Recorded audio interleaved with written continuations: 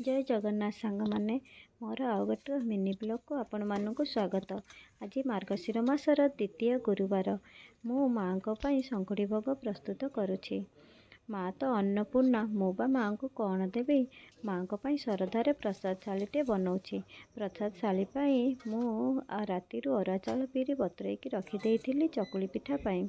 तापर डालमा परिया सब काटिकी डालमा प्रस्तुत लुण हल्दी दे सिझा को छाड़देली। ता भितर मोर खीरी हो जाइथिला।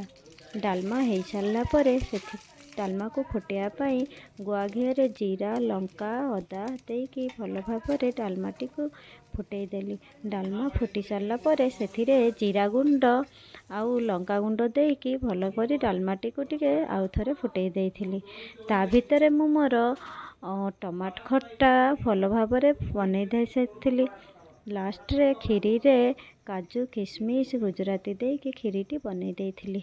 देखंतु मोर थाली रे केमिति डालमा चकुली पिठा खीरी रखिकी थालीटी सजाइछि। केमिति हिची कहिबे कमेंट रे।